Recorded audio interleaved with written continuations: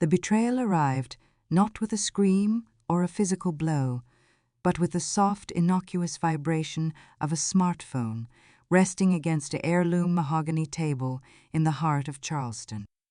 I was 72 years old and had spent the better part of my life believing that the foundations I built were made of solid granite rather than shifting coastal sand. I sat in my sun-drenched breakfast nook, watching the steam rise from my jasmine tea, while the words on the screen began to rewrite the history of my motherhood.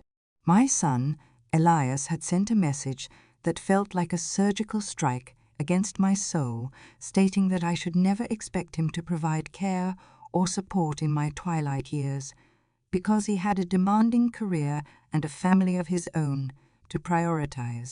There was no preamble and no prior argument to justify such a cold declaration. It was as if a veil had been lifted, and for the first time in decades I saw the man I had raised not as the loyal protector I imagined, but as a stranger who viewed my existence as a looming debt he had no intention of paying.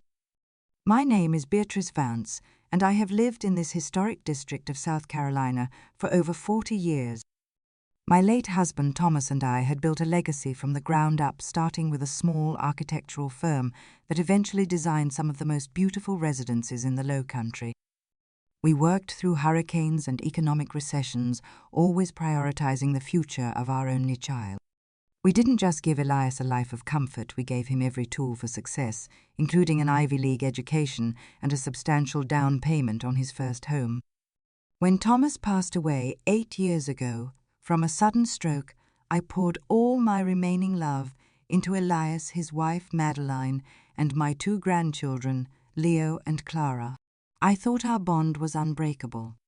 I believed that the Sunday dinners and the holiday traditions were the glue that held us together, but the text message suggested that the glue had long since dried and cracked into nothingness. I sat in silence for nearly 2 hours as the humid morning air drifted through the open windows, bringing with it the scent of salt marsh and blooming azaleas. I thought back to the subtle signs I had ignored over the last 18 months. There was the time Elias asked for $30,000 to cover a supposed business expansion, only for me to find out later through a mutual friend that he had actually purchased a luxury boat he couldn't afford. Then there was the way Madeline looked at my antique silver collection during Thanksgiving dinner, not with appreciation for the history, but with the calculating eye of an auctioneer. They had been treating my home and my savings as an early inheritance for a long time.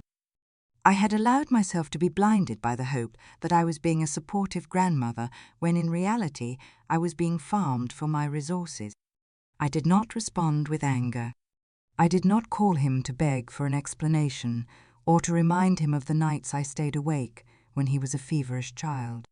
Instead, I took a deep breath and felt a cold steel settle into my bones.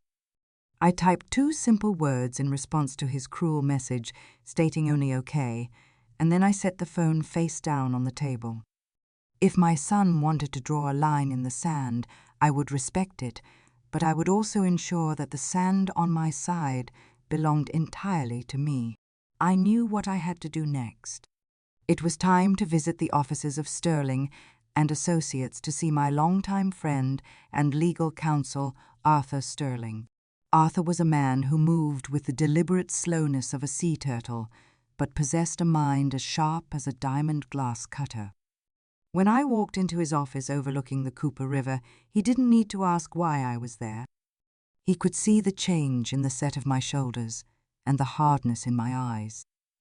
I showed him the message, and he read it twice, his brow furrowing beneath his shock of white hair. He looked at me with a profound sadness and asked if I was certain about the path I wanted to take. I told him that I had spent my entire life being a mother and a wife and a partner, and now, for the first time, I was going to be an individual with her own destiny. I told him I wanted to protect everything Thomas and I had worked for, and I wanted to ensure that it went to causes and people who understood the meaning of a legacy. We spent the next 4 hours discussing the intricacies of an irrevocable living trust. Arthur explained that once the assets were moved, they would no longer belong to me as an individual, but to the trust itself governed by a board of trustees and specific instructions that could not be easily overturned. We talked about my primary residence, the investment accounts, the commercial properties, and the collection of historical documents Arthur and I had amassed. I decided to create the Beatrice and Thomas Vance Foundation for Architectural Preservation and Education. The bulk of my estate would go toward providing scholarships for students from low-income backgrounds who wanted to study historical restoration. I also designated a significant portion to a local animal sanctuary and a small but meaningful bequest to my niece Sarah, who had always visited me without ever asking for a dime. Elias was not mentioned once. When I signed the final documents a week later, I felt a strange sense of weightlessness. It was as if I had been carrying a heavy cloak of expectation for years and had finally dropped it at the door. I walked out into the Charleston heat and felt the sun on my face. I knew the fallout would be catastrophic. I knew that Elias would eventually find out because he still had access to a legacy account we had established for property taxes on the family beach house. I expected a phone call or a quiet visit, but I did not expect the hurricane that arrived on my doorstep 3 days later. The sound of Elias's car tires screeching into my driveway was the first warning.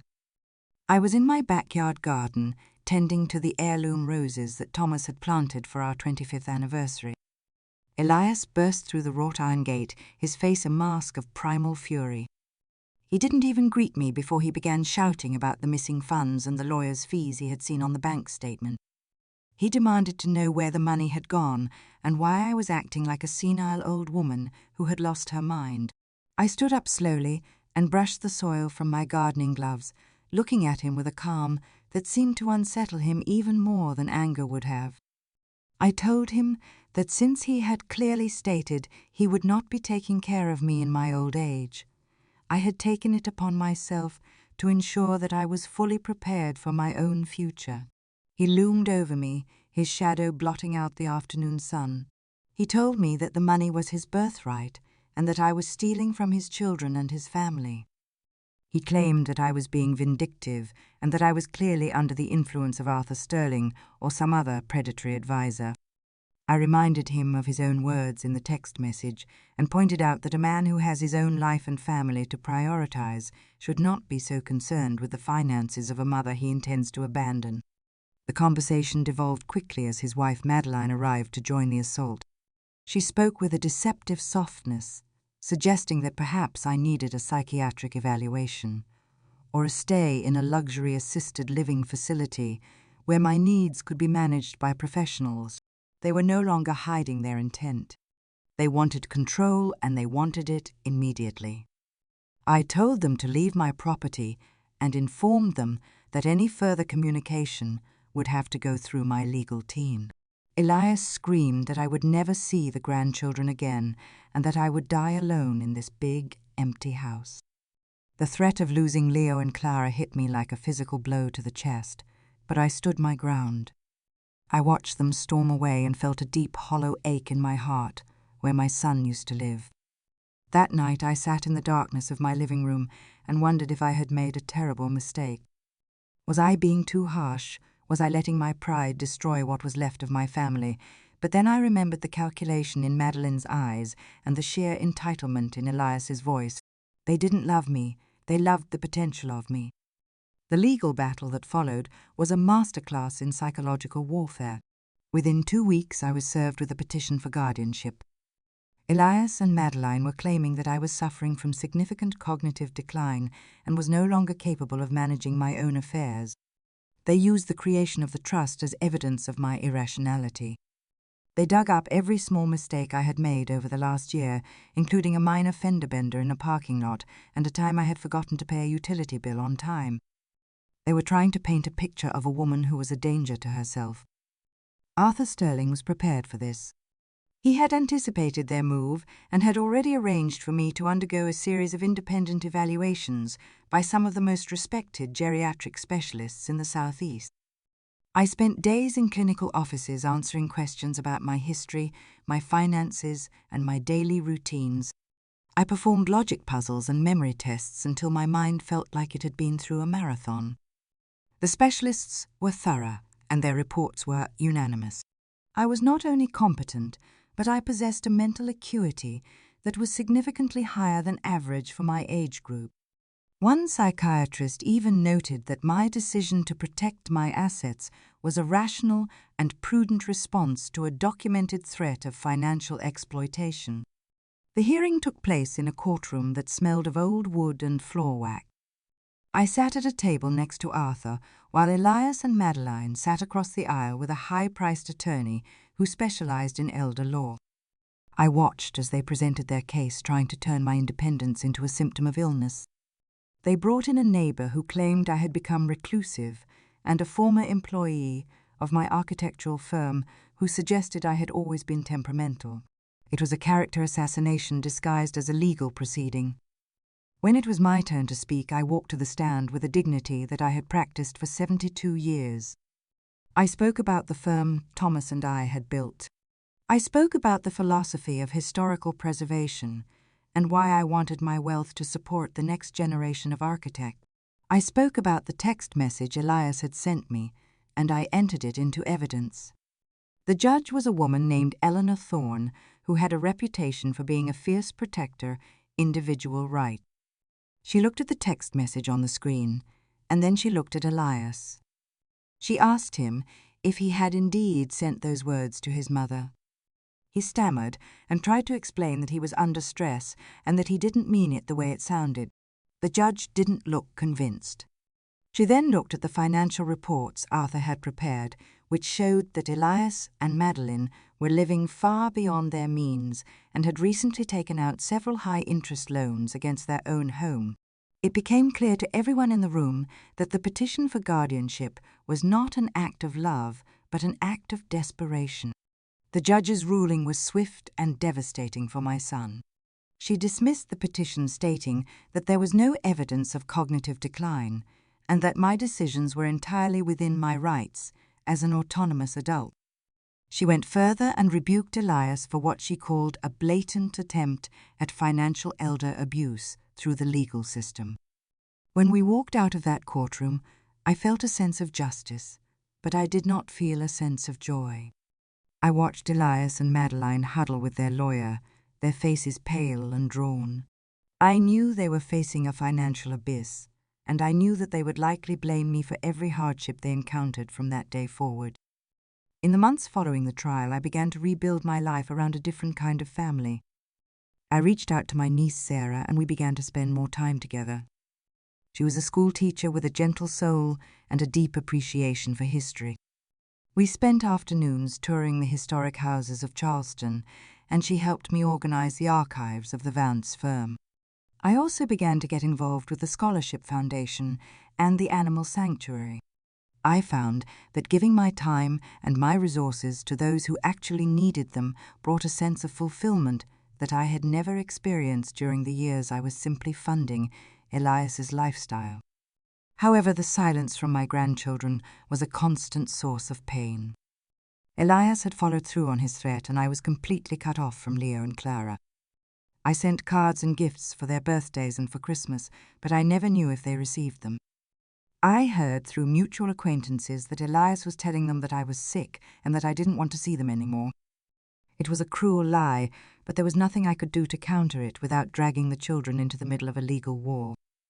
I chose to wait, hoping that one day they would grow old enough to seek out the truth for themselves.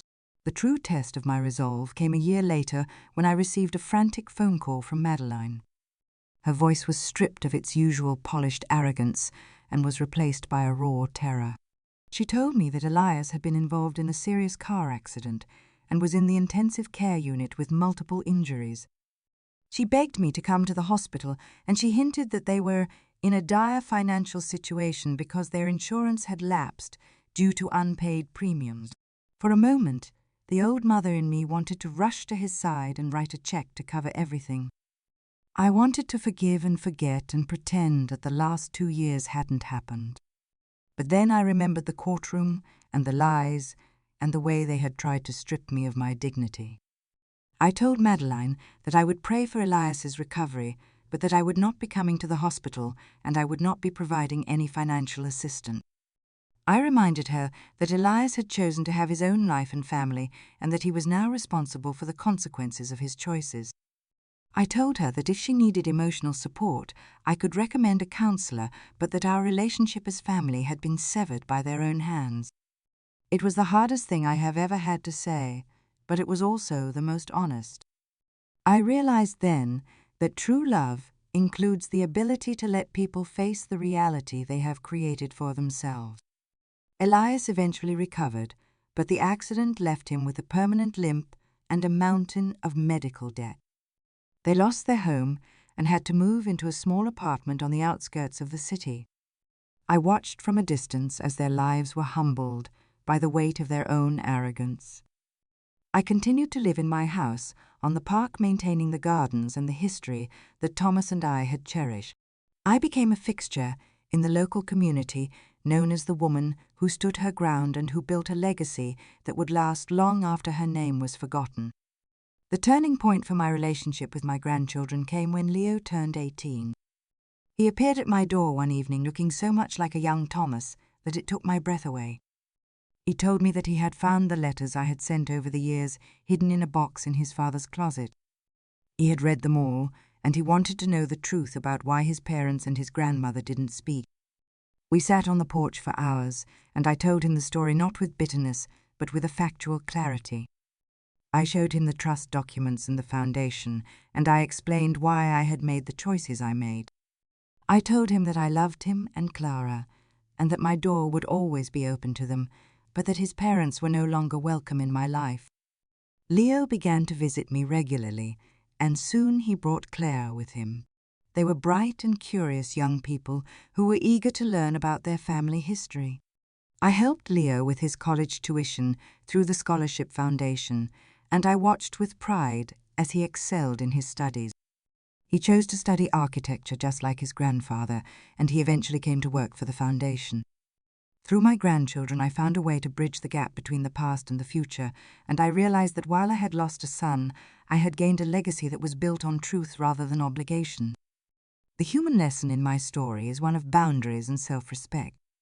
We are often taught that family is an absolute bond that requires us to sacrifice our own well-being for the sake of those we share blood with. But true family is built on a foundation of mutual respect and integrity. When that foundation is destroyed by greed and betrayal, we have a responsibility to ourselves to protect our own dignity and our own peace. I learned that saying no to those who seek to exploit us is not an act of cruelty, but an act of self-preservation. I also learned that a legacy is not defined by what we leave behind for our heirs, but by the impact we have on the world and the values we instill in the generations that follow. As I sit here today, at the age of 82, looking out over the gardens that have seen so many seasons, I feel a profound sense of peace. My house is full of the laughter of my grandchildren and the companionship of friends who value me for who I am, rather than what I have. I have lived a life of purpose, and I have protected the integrity of the work Thomas and I began so many years ago.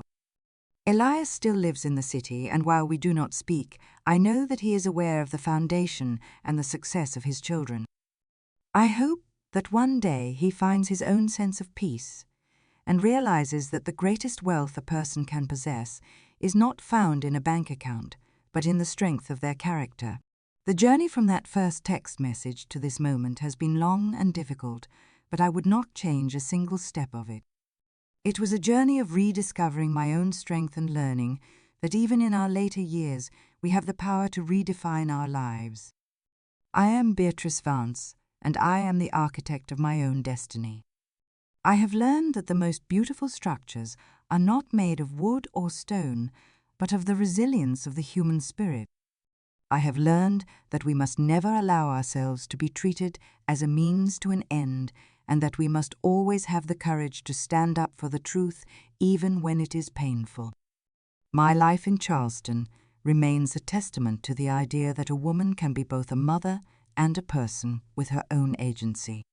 I continue to work with the foundation, and I find great joy in seeing the students we support achieve their dreams.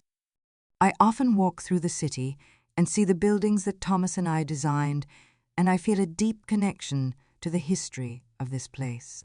I know that when I am gone, the foundation will continue to protect the beauty of Charleston and provide opportunities for young people who share our passion for architecture. That is the true meaning of a legacy, and it is a legacy that I am proud to have protected. The sun is beginning to set over the Cooper River, casting a golden light across the marshes and the historic rooftop. I watch the birds as they return to their nests, and I feel a deep sense of belonging. I have built a life that is honest and true, and I have surrounded myself with those who understand the value of a promise. I have no regrets. I have learned that sometimes the hardest choices are the ones that lead us to the most profound truths. I have learned that we must always be the authors of our own stories and that we must never let anyone else hold the pen. In the end, my story is not just about a trust or a legal battle or a son's betrayal. It is a story about the enduring power of the human heart to find its way back to the light. It is a story about the importance of standing up for what is right, even when it means standing alone. And most of all, it is a story about the beautiful and complicated nature of love and the realization that the most important love of all is the respect we have for ourselves. I hope that my story provides strength to others who may find themselves in similar situations, and that it reminds them that they are never too old to demand the respect they deserve. I look at the photograph of Thomas on the mantelpiece, and I feel his presence in the room. I know he would be proud of the way I have managed our affairs and the way I have protected our name. I know he would be happy to see Leo and Clara following in our footsteps and carrying our values into the future. We did not just build buildings, we built a way of being in the world, and that is something that can never be taken away. I am at peace with my past, and I am excited for the future, whatever it may hold. I am Beatrice Vance, and I have lived a full and meaningful life. The shadows are growing longer now, and the air is turning cool as the evening breeze picks up. I will go inside now and make a fresh pot of tea, and perhaps I will spend some time reading the latest architectural journals. There is always more to learn, and there is always more to do. I am grateful for every day, and I am grateful for the strength that allowed me to choose this path. My story is one of survival and triumph, and it is a story that I will carry with me until the very end. I have found the true meaning of home, and it is not a place, but a state of mind where one is respected and loved for their true self. I think back to the young woman I was when I first arrived in Charleston, full of dreams and a determination to make my mark on the world. I have achieved so much more than I ever imagined, and I have done it with a sense of integrity that has never wavered. I have faced challenges that would have broken a lesser person, but I have emerged stronger and wiser. I have learned that the most important lessons are often the most painful, and that the greatest rewards are often the ones we have to fight the hardest for. I am a woman of Charleston, and I am a woman of strength. The evening stars are beginning to twinkle in the sky, and the city is quieting down for the night. I feel a deep sense of gratitude for the life I have lived and the people who have been a part of it. I know that my journey is not over yet and that there are still many more chapters to be written. I will face them with the same courage and the same determination that have guided me this far. I am Beatrice Vance, and I am ready for whatever comes next. My heart is full and my spirit is free, and that is the greatest victory of all. As I close the door to the porch and step into the warm glow of my home, I feel a sense of completeness. I have lived my truth, and I have protected my legacy. I have learned that the most important thing we can do in this life is to be true to ourselves and to treat others with the respect they deserve. I have found my voice, and I have found my power, and I will never let them go. My story is a testament to the power of the human spirit to overcome betrayal and find a new way of being in the world. It is a story of hope and resilience and the enduring power of love, when it is built on a foundation of truth. I am satisfied with the work I have done and the person I have become. I look forward to the years ahead with a sense of optimism and a commitment to continuing the work of the Foundation. I will continue to be a voice for historical preservation and a mentor for the next generation of architects. I will continue to be a grandmother to Leo and Clara and a friend to those who share my values. My life is rich and full, and I am grateful for every moment of it. I am Beatrice Vance, and this is my story.